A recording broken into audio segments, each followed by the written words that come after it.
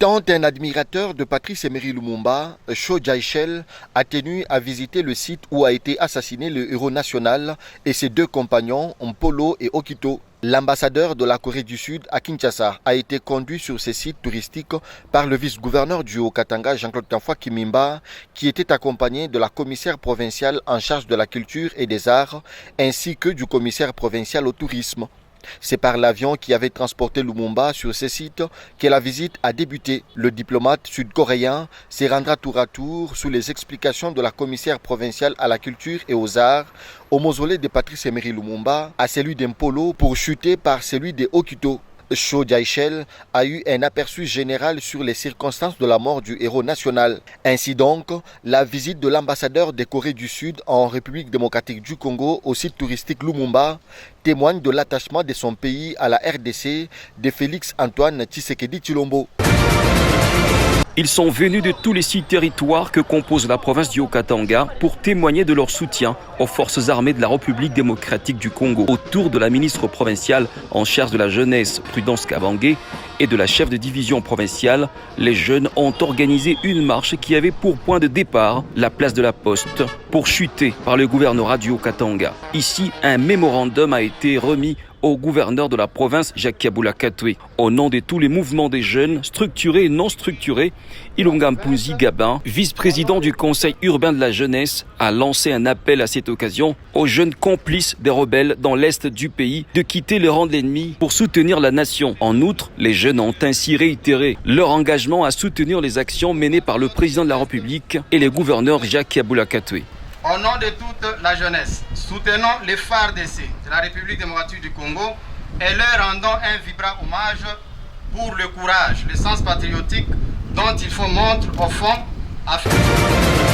Cet ouvrage s'inscrit dans les projets de renforcement des capacités dans la surveillance en temps réel de maladies dont les travaux ont été amorcés en 2017. 5 ans après, le produit fini et équipé est remis au service compétent par le ministre national de la Santé publique ce lundi 8 août 2022. À l'étape de discours, le ministre provincial de la Santé, Joseph Nsambi Boulanda, a souligné que cette bâtisse est la résultante des grands sacrifices des autorités à tous les niveaux en faveur de la population première bénéficiaire. Pour sa part, l'OMS, partenaire potentiel dans ces démarches, a remercié le gouvernement tant national que provincial pour l'accompagnement dans la mise en œuvre du projet. Dans son intervention au nom du gouverneur de province empêché, le vice-gouverneur Jean-Claude Kamfwa Kimimba a souligné que le gouvernement provincial est satisfait du travail bien fait ainsi que de l'extension des services du Grand Labo. Pour lui, le vœu exprimé dans les programmes d'action s'accomplit progressivement. Ce vœu est bien sûr celui d'améliorer la santé de ses administrés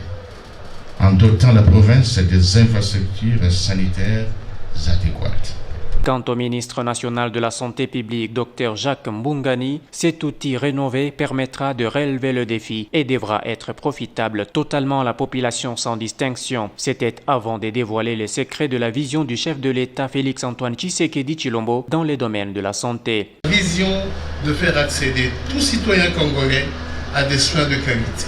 Signalons que près de 50 locaux, en dépit de difficultés rencontrées, ont été réhabilités et équipés, rendant ainsi les services très rapides. La cérémonie a été ponctuée par l'inauguration du grand laboratoire pour son opérationnalisation par la coupure du ruban, les dévoilements des écriteaux et enfin la visite de quelques locaux.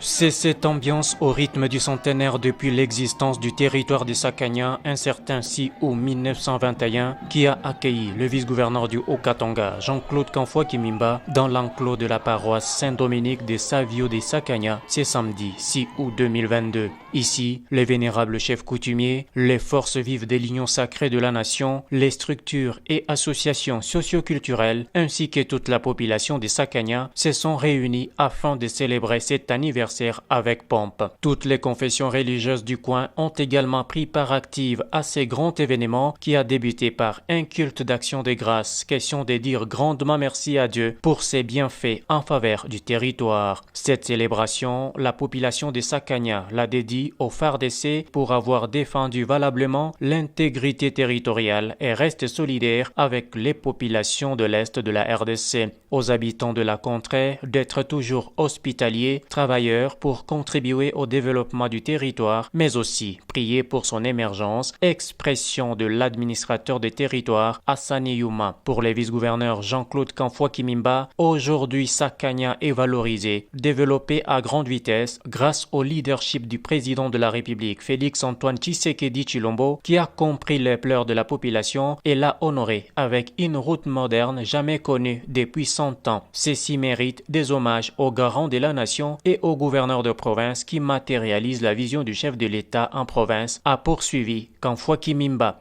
Le territoire de Sakanya, qui m'a vu moi-même naître, est aujourd'hui à l'honneur pour avoir atteint cet âge centenaire qui rêvait manifestement une double signification, à savoir 100 ans de gestion administrative, 100 ans de travail dans le développement et la promotion sociale. S'en est suivi un match de football des hommes et de femmes vétérans au terrain de l'église méthodiste et unie, en présence du vice-gouverneur Jean-Claude Kamfwa, avec à ses côtés la ministre de Genre, Famille et Enfants. Pour la petite histoire, ces territoires s'étendent sur une superficie de 21 675 km² pour une population de 308 031 habitants nationaux et étrangers. La première édition de l'examen national de fin d'études professionnelles a enregistré 29 réussites sur les 40 candidats alignés dans le Haut-Katanga. Ils seront répartis dans 8 options, dont le secrétariat informatique, la coupe et couture, l'esthétique, la construction, l'électricité et d'autres. Ces diplômes obtenus pour la plupart avec un pourcentage varié entre 50 et 75% confèrent la qualité d'aptitude professionnelle aux détenteurs. Lors de cette cérémonie, l'inspecteur principal de la formation professionnelle dans les Haut-Katanga, le professeur Jean-Pierre Bakatouamba, a encouragé le chef d'établissement de l'enseignement professionnel à former les prochains candidats pour l'avenir. Le directeur de cabinet de la ministre provinciale de l'Éducation, Maître Mwapé Mouika Doris, a encouragé les lauréats à entamer leur vie professionnelle avec fierté. Ici, pour moi, une bonne occasion de rendre particulièrement un hommage préféré au président de la République, son Excellence Félix-Antoine Tshisekedi Tshilombo, qui, dans sa vision, d'une manière générale, l'éducation, c'est un chemin. À vous, chers lauréats et chers lauréates, aujourd'hui, le ministère est tellement fier de vous. Parce que vous avez compris, vous avez fait. Aujourd'hui, vous serez honorés par ce diplôme. Que ce diplôme soit une grande fierté pour vous, parce que vous l'avez mérité. Et fier de vous-même, parce que vous l'avez mérité, et sans plus tarder, nous allons vous féliciter d'abord, et nous allons procéder à la remise officielle. Au nom de Madame, Son Excellence Prudence Kabangé-Ilunga, je vous remercie. Il faut signaler que le ministère de la formation professionnelle englobe tous les cycles courts du secteur de l'enseignement. Est-ce qu'il est dans la salle? Compte rendu du Conseil de sécurité du 6 août 2022. Il s'est tenu ce samedi 6 août 2022. Dans la salle de banquet du gouvernorat, la réunion du Conseil provincial de sécurité, sous la présidence de son Excellence, Monsieur le gouverneur de province, Jacques Kaboula Katoué. 3 points ont figuré à l'ordre du jour. 1. La communication de son Excellence, Monsieur le gouverneur de province. 2. La situation sécuritaire qui prévaut en province. 3. Les divers. Dans sa communication, l'autorité provinciale a demandé au Conseil de redoubler des efforts pour infléchir davantage la courbe de criminalité et d'offrir des nuits paisibles à notre population. À cet effet, un complément de 10 pick-up Pimpa neufs a été mis à la disposition des services de sécurité pour les aider à renforcer la couverture sécuritaire. Le Conseil a par la suite évalué la situation sécuritaire qui prévaut en province. Il en ressort que d'une manière générale, la situation est relativement calme, nonobstant les quelques cas de banditisme enregistrés dans les grands centres tels que Lubumbashi, Likasi et Kasumbalesa. Le Conseil a également constaté que Depuis le renforcement et l'intensification des patrouilles mixtes PNC et FARDC, plusieurs réseaux de bandits ont été mis en déroute.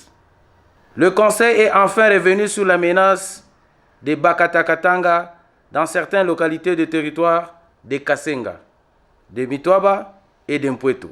Le Conseil appelle la population au calme et à la vigilance car les dispositifs sécuritaires ont été renforcés pour parer à toute éventualité. Dans les divers, le gouverneur de province a instruit que le rôle de la commission chargée de l'opération Zéro Chegué soit redéfini pour éviter des dérapages et que seules les personnes concernées soient acheminées au centre de métier de Kanyama KCC.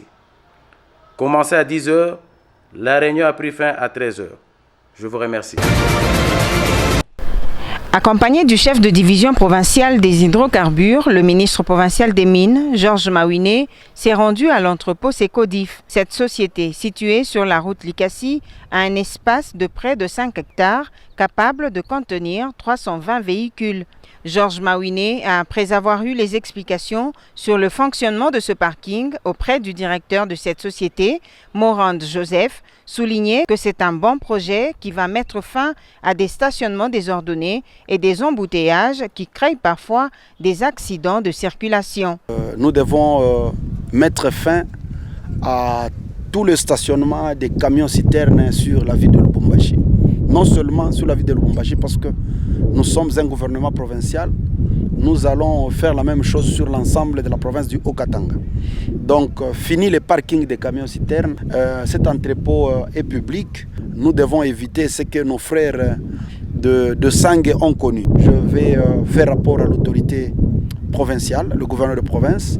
Nous devons encourager à ce que tous les transporteurs des camions-citernes d'entreposer leurs camions dans des dépôts publics et surtout des dépôts qui sont agréés, qui ont des documents qu'il faut. Voilà pourquoi ce dépôt nous inspire. Nous allons bientôt prendre des mesures très fortes pour tous les transporteurs qui vont continuer à stationner le long des différentes avenues sur l'ensemble de la province du Haut-Katanga, commençant par la ville de Lubumbashi. Nous allons les sanctionner sévèrement. Le ministre provincial des Mines, Georges Mawiné, a par cette visite tenu à s'assurer que les directives en matière des hydrocarbures sont scrupuleusement respectées selon les recommandations du gouverneur de province, Jacques Kabula-Katwe. D'entrée de jeu, le commissaire provincial au transport et voies de communication a rappelé aux responsables de la police des circulations routières la mission lui assignée qui est celle de sécuriser les usagers de la route et aussi l'action pédagogique de pousser les conducteurs à se mettre en ordre avec les documents de bord afin de renflouer les caisses de l'État. Puis, un rapport semestriel a été donné au commissaire provincial Robert Kawissa, rapport qui révèle la baisse sensible des accidents de circulation, conséquence logique de l'interdiction aux motards d'œuvrer au centre-ville de Lubumbashi.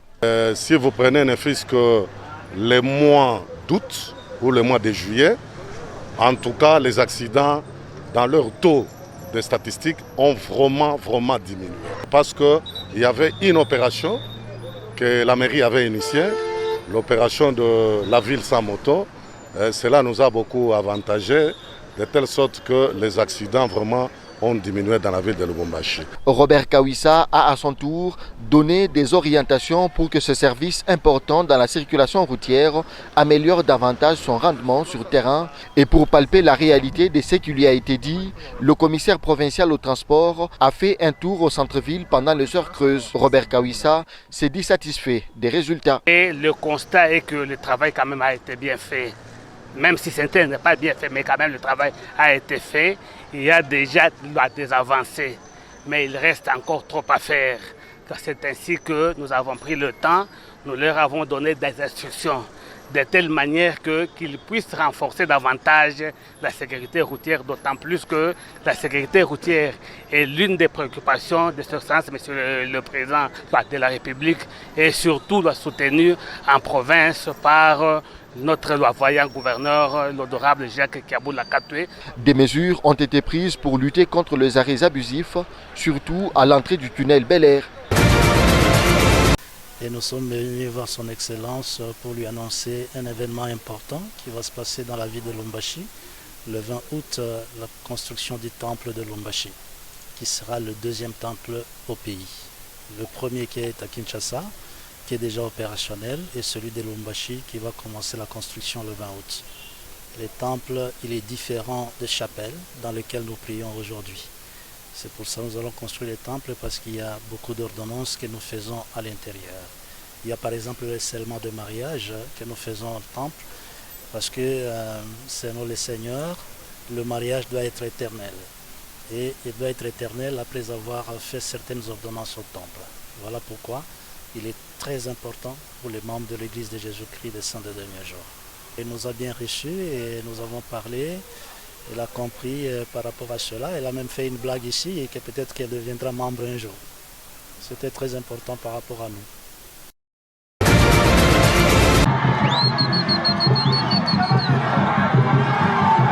Pendant 2 jours, les hôtes de Mwanta Kazembe ont contemplé les Mutomboko, une danse traditionnelle très significative dans plusieurs cultures. Immaculée Bagabé Batete, commissaire de la culture, art et relations intercommunautaires, a représenté le gouverneur Jacques Kiaboula Katoué à ses grands rendez-vous de Mwassabombwe en Zambie du 29 au 30 juillet.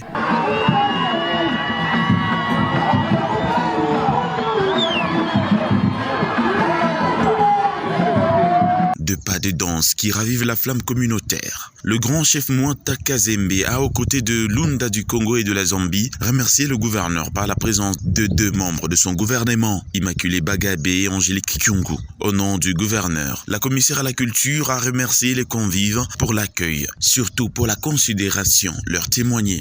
Nous tenons à remercier le gouverneur de province qui a permis à ce que nous fassions cette mission et répondre à l'invitation de Sa Majesté Mwanta Kazembe 19. Nous remercions aussi Sa Majesté pour nous avoir invités. C'était avant de remettre un présent du gouverneur au Mwanta Kazembe, signe des consolidations de relations entre le même peuple qui vit dans les 2 pays frères, à savoir la RDC de Félix Antoine Tshisekedi Tshilombo et la Zambie de Hakainde Hichilema.